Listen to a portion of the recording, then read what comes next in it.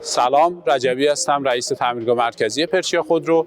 میخوام نحوه صحیح شارژ خودروهای برقی BMW سری آی رو برای شما توضیح بدم. رعایت اصول شارژ نه تنها عملکرد بهینه باتری رو تضمین میکنه، بلکه باعث افزایش طول عمر آن و حفظ ایمنی شما هم میشه. شارژرهای AC، شارژرهایی که با جریان متناوب کار میکنن یا همون برق خونگی که به این شارژرهای آهسته میگیم و توی ظرفیت‌های مختلف این شارژرها عرضه میشن.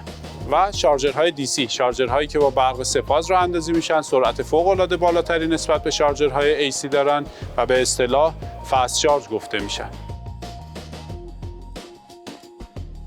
در مرحله اول محدودیت جریان شارژ AC را تنظیم می‌کنیم. برای این کار این مسیر را دنبال می‌کنیم. منو، گزینه ویکل اپ، گزینه چارجینگ، AC لیمیت، میزان جریان ورودی شارژر AC را بین عدد 6 تا 32 آمپر تنظیم می‌کنیم. به توصیه شرکت سازنده، هدف شارژ باتری را روی 80% تنظیم کنید. در نظر داشته باشید جهت مشخص نمودن جریان ورودی شارژر با یک متخصص برق ساختمان مشورت نمایید. سپس به وسیله ریموت یا دکمه قفل مرکزی قفل‌ها را در حالت باز قرار می‌دهید. بعد از آن کابل شارژر را به سوکت شارژ AC در قسمت گلگیر جلو متصل می‌نمایید. سپس به وسیله کارت یا اپ شارژر فعال و فرایند شارژ آغاز می‌شود و پس از ثبت شدن چراغ نشانگر فرایند به اتمام می‌رسد.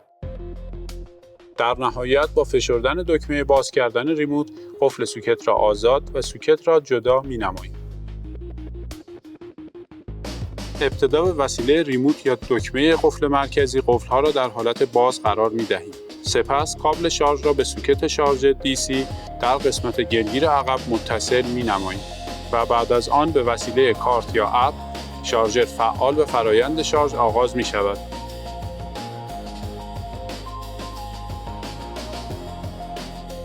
بعد از ثبت شدن چراغ نشانگر فرایند به اتمام می‌رسد.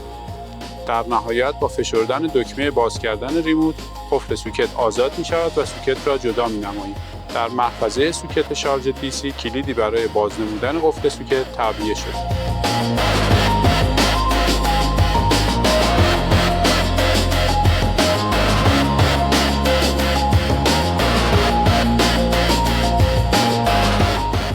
امیدوارم این آموزش واسهتون مفید بوده باشه. بدرود.